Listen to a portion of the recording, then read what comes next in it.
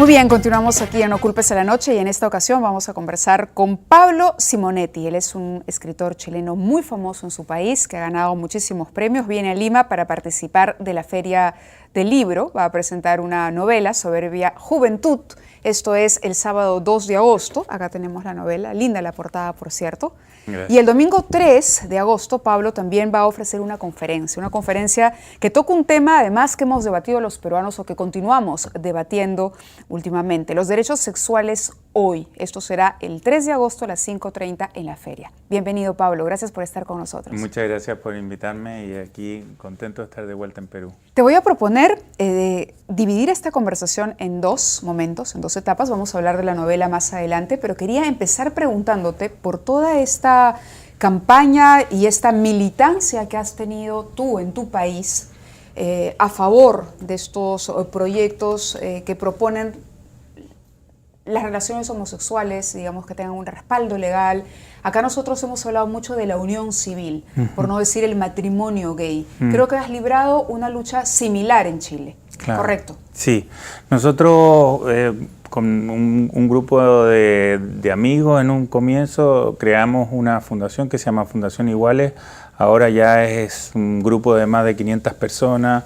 Tenemos presencia en varias regiones y nosotros trabajamos por la plena igualdad de los derechos de la diversidad sexual.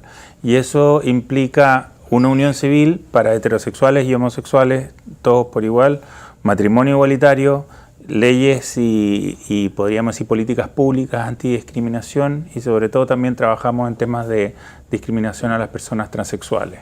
Entonces, es una mirada que lo hacemos desde la acción política y legislativa y también desde el punto de vista como de la educación y del cambio cultural. ¿Cómo es la situación en Chile de los homosexuales? En este minuto nosotros tenemos una situación culturalmente ha cambiado mucho y muy rápido y hay bastante apertura y aceptación. Si tú preguntas, la mayoría de las encuestas dicen, ¿usted considera que la homosexualidad es una forma de vida tan válida como la heterosexual? Las encuestas están todas alrededor de 2 tercios. ¿Y cuando preguntas acerca del matrimonio? Esto es bien indicativo. Cuando tú preguntas, esta pregunta que tú dices, bueno, ¿es tan válido ser homosexual como heterosexual? Me parece que es la pregunta básica, ¿no? Es del piso del cual parte. Entonces, ese es 2 tercios. Después tú dices, ¿usted está de acuerdo que haya una unión civil? 61, 62%. ¿Usted está de acuerdo que las parejas homosexuales tengan los mismos derechos que las parejas heterosexuales? 56%. ¿Usted está de acuerdo con el matrimonio igualitario? Baja a 43%. Entonces hay un tema semántico y, bueno, por supuesto que cultural. Por la adopción de niños. A 34, 35. Entonces ese es el declive que va teniendo. Ahora, cuando tú estás preguntando, ¿son reales las cifras que nos estás dando? Sí, son las cifras y son de encuestadores serios, digamos. Mira, es sorprendente porque me parece que los porcentajes aquí son menores. Son bastante más bajos. Acá la Unión Civil hace 2 o 3 meses atrás estaba en un 28% o algo así. Exacto. Y la verdad es que uno tiene una idea sobre la sociedad chilena de que es mucho más conservadora de lo que podríamos ser nosotros los peruanos. Nosotros hemos avanzado muchísimo en el último tiempo y ha pasado varias cosas diría que el 2010 sucedió que en Argentina aprobaron el matrimonio igualitario, más todo lo que ha pasado en Francia, en Inglaterra, en Estados Unidos. Eso ha sido una influencia importante. La apertura a través de los medios digitales también ha sido muy importante. Pero en Chile pasaron cosas que creo que hicieron el cambio que fuera más radical en un punto dado. Uno fueron los abusos sexuales dentro de la Iglesia Católica. Yo creo que eso le quitó el peso político y el veto político que tenía la Iglesia Católica para detener este tipo de emprendimientos legislativos a favor de las minorías sexuales, de la mujer. En Chile se están terminando con los privilegios del hombre en la sociedad conyugal, con la mirada de que la madre educa a los niños y que el hombre provee. Todo eso se está terminando. Hoy día los padres pueden ser ellos tenedores de la tuición. Estamos hablando de un caso en particular. No. Caradima. El caso de Caradima fue el que detonó más fuertemente y pero han sido muchos. O sea, el caso de Caraima fue ¿A qué el más nivel notorio. de la jerarquía? Han habido, antes tuvimos un arzobispo en los años 2004, pero que la Iglesia Católica lo manejó todo sotoboche, lo sacó fuera del bajo país. La alfombra. Claro, se lo sacó fuera del país, no enfrentó ninguna demanda legal. El caso de Caradima fue una explosión muchísimo más fuerte desde el punto de vista mediático, salió en programas de televisión con 30 puntos de rating y bueno, y eso produjo una conmoción en toda la sociedad porque además este sacerdote estaba muy unido a la, digamos, a la aristocracia chilena y al pasado pinochetista. Fue Entonces, un golpe fortísimo. Fue un golpe fuertísimo y la Iglesia perdió en ese sentido el piso para ser el interlocutor de los gobiernos en los temas valóricos, como le llama la misma Iglesia. Es todo lo contrario a lo que está ocurriendo aquí, donde además la población respalda mucho la opinión de la Iglesia Católica y bueno, allá la Iglesia, en contra de eso. Claro, allá la Iglesia tiene mucho apoyo en otros temas, pero en estos temas ya la gente dice, si usted no puede cuidar sus propias sotanas, no nos venga a cuidar la pollera a nosotros. Aprobó este proyecto, esta ley de acuerdo de vida en pareja. La envió al Congreso. La envió al Congreso. No alcanzó y a ahí aprobarla. está. Estamos a punto ya de salir, lleva 3 años en la Comisión de Constitución y Justicia del Senado, en un trámite que ha sido muy lento porque ha sido entorpecido por las fuerzas conservadoras, pero una vez que salga de ahí y debería salir de aquí el 8 de agosto creo que es la última discusión y ahí va a sala. Nosotros a finales de agosto deberíamos salir del primer trámite legislativo del Senado con una votación en sala en particular, es decir, artículo por artículo. Es una estupenda ley. Yo tengo ganas de avepiarme o de unión civiliarme una vez que salga porque tiene estado civil. ¿Que no es casarte? No, pero tiene estado civil, por ejemplo. Entonces tú te conviertes en la pareja civil de la otra persona. Eres alguien en la vida de la otra persona y eso lo puedes representar ante terceros. Yo tengo novio, el autor de la portada, que es pintor, y siempre cuando hemos conversado de estos temas decimos, bueno, el ABP es estupendo. ¿Adoptar niños? Mira, yo estoy un poco viejito ya para adoptar niños. Tengo 52 años y creo que hay que tener una energía enorme para hacerlo. Es una gran alegría, ojalá muchas parejas homosexuales pudieran hacerlo. ¿Este proyecto llegaría? Este proyecto, no. La ley de adopción está yendo por un camino independiente que está entrando ya en proceso legislativo para modificarlo de manera que todas las parejas, incluidas las que sean parejas civiles, puedan también postular al proceso de adopción y también después, obviamente, con el matrimonio igualitario. Acá se ha dicho mucho, incluso gente que está a favor de la unión civil, algunos de los promotores de esto, que no están seguros si sería conveniente. Fíjate cómo es, están apoyando el tema de la unión civil, pero al mismo tiempo han dicho que no tienen toda la información para saber si un niño criado en un hogar, digamos, compuesto por una pareja homosexual, podría afectar la formación de esa criatura. ¿Qué opinas tú al respecto? Mira, lo que pasa es que en esto hay que informarse y es un trabajo, y siempre cuando uno se tiene que formar una opinión tiene que hacer una investigación. Los estudios que existen mayoritariamente en el mundo, por ejemplo, en Estados Unidos existe la Asociación de Psicología Americana, la APA, que es ampliamente respetada en el mundo. Tiene un libro donde resume más de 80 casos, más de 80 estudios hechos de distintas maneras, siguiendo familias homoparentales a lo largo del tiempo o haciendo fotografía. Hay distintas metodologías, ¿no? Hay formas de realizar tus estudios sociológicos y psicológicos. En todo resulta que los niños no tienen una influencia en su rendimiento académico, no tienen problemas de estabilidad psicológica, no tienen influencia en su orientación sexual, no tiene una influencia en su identidad de género. ¿Podría ser posible, digamos, que un niño criado en un hogar de pareja homosexual sea heterosexual?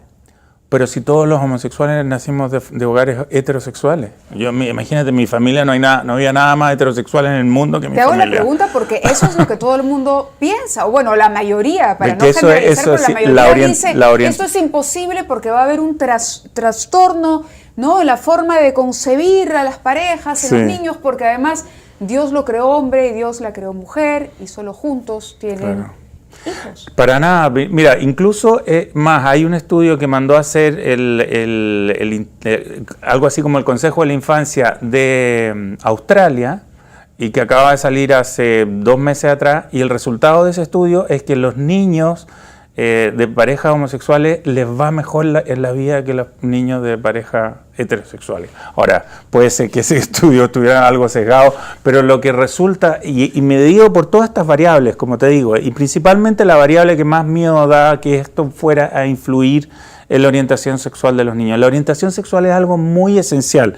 No se ha determinado si es genético, si es ambiental del embarazo o ambiental de los primeros años, pero la orientación sexual se fija antes de, no sé, antes de los 3 años, ¿no? Y en ese sentido, yo soy hijo de una familia de 5 hermanos, tengo 2 hermanos hombres, y fuimos educados por los mismos padres, y finalmente yo salí homosexual dentro de un medio que era católico, homofóbico, heterosexualista, podríamos llamarlo. Entonces, no influye de ninguna manera. Lo único que puede influir es que si un niño llegase a ser gay, va a ser acogido en su familia abiertamente, porque bueno, por sus padres son gays o lesbianas. Pero yo conozco muchos casos. En Chile hay muchas familias de mujeres lesbianas con sus hijos que comparten con ellos, y sus hijos son heterosexuales o son homosexuales, y casi con la misma proporción. Creo que ya nos empiezan a avisar que el tiempo en televisión es tan cortito. ¿Qué podrías decir tú sobre la campaña? Porque yo siento que aquí la campaña ha llevado a mucha confrontación. Y quizá eso, no sé, desde mi perspectiva, no sea lo mejor para poder convocar a más personas a que entiendan y sean receptivas, tolerantes a esta realidad. Porque no estamos hablando de una ideología, ¿no?, ni de una forma de ver la vida. Estamos hablando de una realidad, de que existe una cantidad importante de gente homosexual que desea tener un reconocimiento legal, por así decirlo, y poder conformar una familia con todas las garantías legales alrededor. Como alguien que ha militado y que ha obtenido ya algunos logros en una campaña de este tipo, ¿dónde crees tú está la clave del éxito, de cómo transformar esa forma de ver este tema? Mira, primero que nada, antes que nada, debería decir, yo creo que hay que ser propositivo, hay que ser colaborativo, hay que ser, no desde del antagonismo, del oposicionismo, de la descalificación, sino lo contrario, entregarle a las personas herramientas para que puedan abrazar este tema sin miedo, o entendiendo ese miedo. Quizás a mí me ayudó mucho en que nací en un lugar muy conservador, muy católico. Entonces entiendo desde dónde nacen esos fantasmas, y que uno los puede, en cierto modo, hacer desaparecer, mostrando naturalmente cómo uno es, cómo fue tu historia de vida, y entregándole todo el conocimiento. Yo creo que pasa mucho por educar. Antes que por una guerrilla, ¿no? Por supuesto que una guerrilla no va a llevar a nada, porque finalmente eso despierta más miedo, menos posibilidades de entenderse. Lo esencial es que el otro entienda que uno es tan ser humano como él, solamente que es distinto. Y lo único que está pidiendo es que sean iguales los derechos. Y uno, cuando hace el ejercicio, decirle, mira, tú tienes tales derechos y yo no los tengo, ¿por qué crees que tú los tienes que tener y yo no? Y uno empieza a hacer el ejercicio, esta pregunta y respuesta, finalmente llega a la otra persona a darse cuenta y decir, bueno, en realidad no hay ninguna razón. Yo creo que hay que hacer más programas con Pablo, ¿no? Nos queda muy cortito el tiempo. Hacemos una pausa y volvemos para hablar de la novela y demás. Gracias. Vamos a la pausa. Continuamos con nuestro invitado, Pablo Simonetti, un gran autor chileno que nos visita con motivo de la Feria del Libro. Va a presentar su novela, pero además es un defensor de los derechos civiles, en particular de la causa homosexual o de la igualdad para los homosexuales en Chile, una sociedad que comentábamos mucho más conservadora, pero que finalmente ha ido evolucionando un poco frente a los cambios de la sociedad y la realidad que se presenta hoy. Y me decías que no crees en la confrontación. No, lo que pasa es que la confrontación ha sido un resultado de, claro, 20 años de activismo, por lo menos en los países sudamericanos, en que fueron muchos años de estar golpeando puertas y de estar tratando de llamar la atención del público y sin encontrar espacio. Y en el último tiempo, en Estados Unidos, por ejemplo, todo lo que ha pasado ha sido por un cambio de estrategia, ha sido por un cambio de ir más por la empatía, por el hecho de decir, mira, tú tienes la oportunidad de ser feliz, dame la oportunidad de ser feliz. Y sin atacar al otro porque el otro ha sido feliz y tú no lo has sido. No sé, es como que el resentimiento en verdad finalmente corrompe las causas reivindicativas, y lo que hay que lograr es eso, es unirse con los demás y entenderse. Es otra cosa que le ha pasado a Chile, que va más allá del tema homosexual, es entenderse como una sociedad diversa. Y yo creo que la sociedad peruana en ese sentido siempre ha tenido esa lucha. Ha sido es una sociedad que es diversa y se reconoció diversa antes incluso que Chile. Chile siempre tuvo el sueño de la uniformidad racial y de que había una sola manera de vivir la vida, y esa manera era la manera buena de vivir la vida. Eso también nosotros lo estamos echando abajo y comprendiendo que tú eres mapuche, que tú eres inmigrante italiano en mi caso, que tú eres mujer, que tú eres discapacitado o con capacidades especiales, pero que todos contribuimos y entregamos algo al bienestar común. Entonces, esa sensación del otro que siente que tú quieras también trabajar por el bienestar del país y no solamente por tu propio bienestar. Hablemos del libro. ¿De qué trata La soberbia juventud? La soberbia juventud trata de un joven que se llama Felipe Selden, que es muy carismático, es muy magnético, es un hombre que acapara miradas de hombres, de mujeres. Tiene ese don de despertar como la sensación de... ¿Como Dorian Gray? No diría como Dorian Gray, porque tampoco lo veo como un hombre así congelado en la juventud, sino que despierta como una sensación de futuro, de posibilidades. La gente lo mira y dice, qué increíble todo lo que él puede hacer en la vida, porque es un hombre privilegiado en todos los sentidos, ¿no? Aparte de ser guapo, inteligente, bien educado, de una buena familia en el sentido de que le da redes, contactos, llegadas, posibilidades de todo tipo. Entonces como que la gente se entusiasma con esta idea. Él es un poco... Hay un personaje que lo inspiró, pero un personaje de la realidad, pero que también hay dos personajes de la literatura que concurrieron a reunirse con él para formar finalmente a Felipe Selden. Una es Isabel Archer, la protagonista del Retrato de una dama, y la otra es Lily Bart, que es la protagonista de La Casa de la Alegría. Personajes femeninos. Personajes femeninos de finales del siglo XIX. La Casa de la Alegría de Ed Wharton y El Retrato de una dama de Henry James. Y Felipe eran estas mujeres iguales, mujeres inteligentes, cautivadoras, pero no sé cómo decirte, eran mujeres que creaban esta sensación de futuro.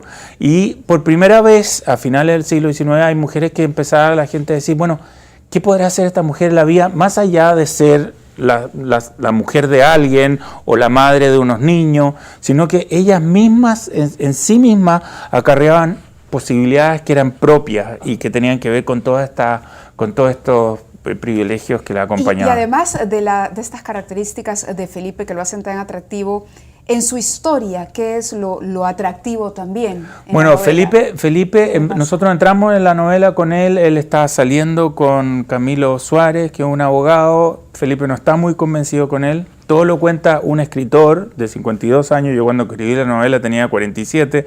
Empecé a escribir la novela, la terminé ahora recién hace poco, así que yo lo puse de 52 para que fuera mucho más viejo que yo, pero finalmente terminó siendo de mi misma edad.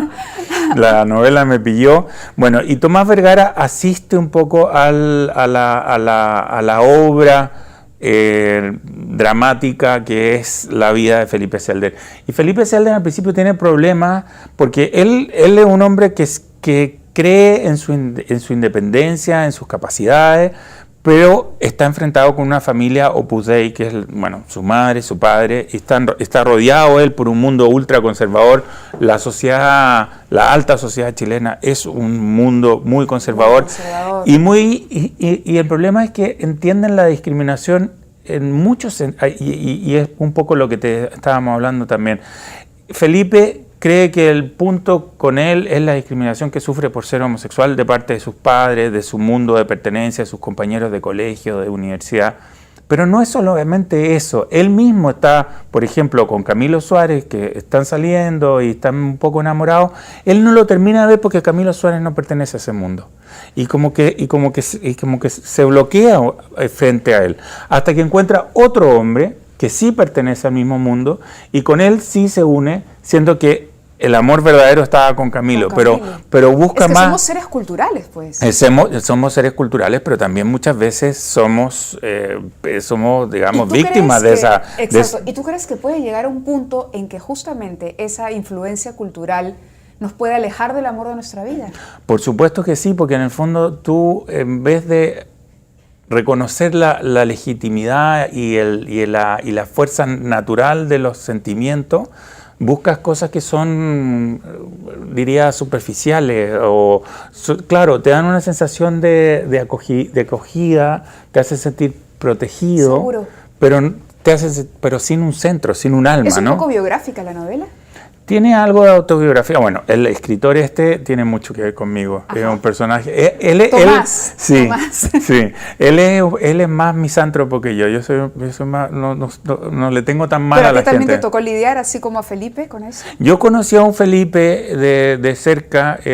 A mí me tocó distinto, porque lo que hay en la novela también hay 3 momentos de la historia en que se cuenta cómo se enfrentaba la homosexualidad en distintas épocas. Entonces hay una historia que es de los años 50, hay una historia que es de finales de los 80 y hay otra historia que es la de Felipe. O sea, al mismo tiempo es una historia no solamente de amor, es una historia también de historia. De la historia también, cultural, claro. en respecto de la diversidad sexual. Y fíjate que, claro, cuando yo ahí cuento parte de lo que a mí me tocó vivir. A mí me tocó vivir una cosa muy distinta porque cuando yo me reconocí gay, significaba... ¿A qué edad te ocurrió eso? Yo a los 25 para mí mismo y a los 27 con mi familia, pero mucha gente dijo, bueno, tú te vas a perder, te vas a aislar, vas a desaparecer, vas a ser un paria, ¿no? ¿Enfrentar eso o no fue duro? Es la familia, yo creo que es lo más duro. La familia y ese extrañamiento social que se produce, porque muy rápidamente yo me alejé de mis amigos, no porque ellos me hayan rechazado particularmente, pero entre que ellos se sintieron extrañados frente a su amigo que no conocían o a esta faceta que desconocían. ¿Se puede vivir guardando esto para siempre?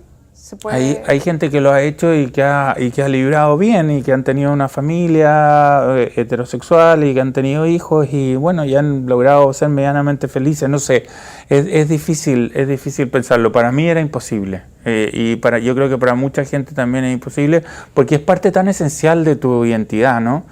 Y es tanto así que yo, por ejemplo, yo soy escritor porque me atreví a ser también primero una persona orgullosamente homosexual. O sea, para mí fueron 2 cosas que salían por las mismas cañerías vitales. Yo estaba bloqueado de ser quien era porque quería ser el que se suponía que tenía que ser. Entonces, primero fue el deber ser desde los 13, 14 años, que dejé de escribir y me dediqué a ser el joven que leía bien en la universidad, que salía con mujeres, que iba a ser muy católico, muy buen alumno, hasta que de repente cuando dije, bueno, ya esto se acabó, yo no lo puedo seguir enfrentando de esta manera porque no sé mentir, no sé vivir 2 vidas, inmediatamente dije, ¿sabes qué? Quiero escribir y ahí finalmente me dediqué a la literatura. O sea, esta cosa de decir, es una parte de tu identidad, una cosa muy pequeña, una cosa privada solamente, no es tan así.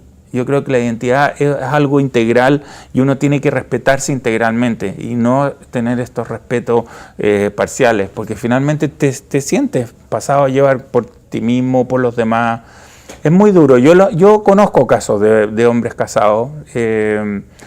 He conversado también con mujeres que estuvieron casadas y que ahora tienen parejas mujeres y son más felices. Esa es la sensación que tengo yo, porque no están mintiéndose ni a sí mismos ni a los demás. No, es que además está vinculado a la libertad, ¿no? La libertad de ser como uno es.